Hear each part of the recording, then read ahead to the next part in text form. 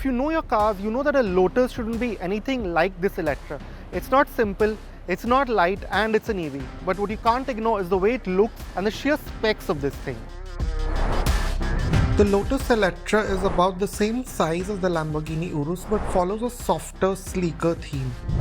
There's been a heavy focus on aerodynamic efficiency as with most EVs, and you see this with the ducting on the bonnet and around the split headlamps. There's a grille too, but this also helps cool the powertrain with its opening slats. The taut look of the front is seen in the raked profile too, especially well done with the elongated rear. This Eletre R is fitted with the optional carbon fibre trim that seems to go well with this paint scheme. The optional 23-inch wheels look great, but the Eletre also has some functional party tricks up its sleeve, like these hidden LiDAR sensors and the retractable spoiler, which help keep that low 0.26 drag coefficient. The full-width lighting dominates the rear, but you see more of those neat aero inclusions like the split roof spoiler, the large ducts around the lighting, and the simple bumpers. Based on a skateboard EV platform, there's good practicality like the 388-litre boot and the 46-litre frunk. So when you step inside this Lotus, the first thing that will take you back is the general look of it. You haven't seen, at least in India, an EV like this or even a luxury SUV like this. So just the layout, it sort of mimics the outside with these sort of panels which are very aerodynamic, again very aero focused even within the cabin, at least that's what the sense you get. Very soft curves and so on, just the way this dash wraps around you. But what will take it to the whole next level is the level of fit and finish. It's really quite stunning.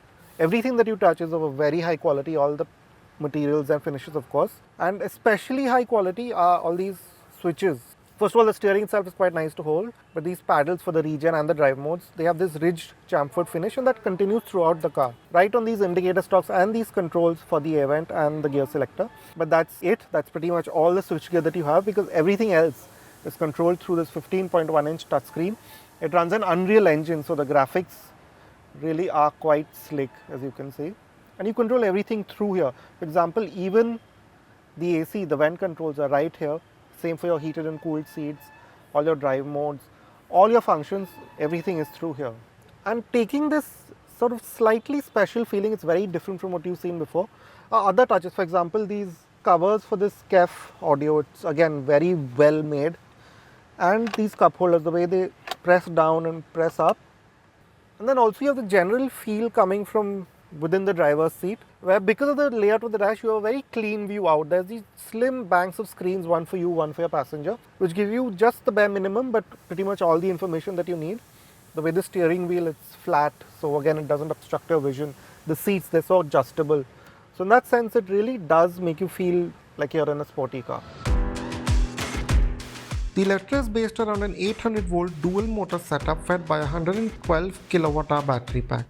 The top Eletre R has those over-the-top EV supercar specs to go with this, like 905 PS and 985 Nm.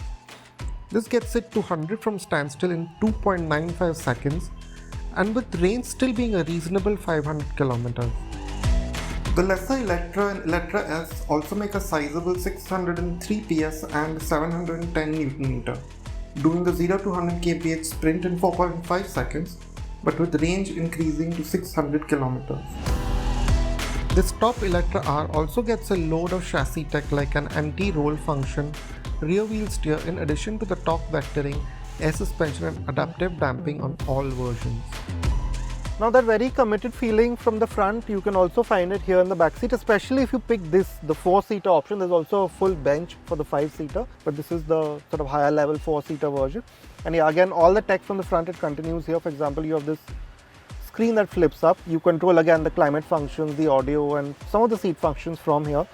But that same sense of quality, that same sense of being in a sports car like place continues here with the seats. They are pretty much very similarly supportive to the front, those same fancy cup holders here. And like in the front, quite deep, the storage space, you get even a small one over here, maybe to put a wine cooler or something like that. And this also happens to be a spacious cabin nonetheless. So you have a decent amount of legroom, as you can see. You can put your feet underneath, so that's not a problem. There's no sunroof, that's a slight drawback for us maybe. But what you do get instead is quite a bit of headroom, at least for me. and the seat reclines, everything in the seat is powered, so it reclines to a nice angle. So yeah, in terms of something that you might want to be driven around in, the Eletre does well on those fronts too, at least from this very early impression. In this brief look around, the Eletre already impresses with its striking looks, the tech on offer and the pleasing quality of its interiors.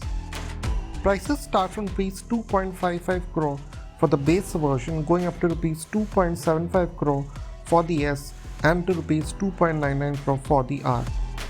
Surprisingly, it's quite the deal when you see it against its IC rivals. Now to see how much of that Lotus magic is retained in the way it drives.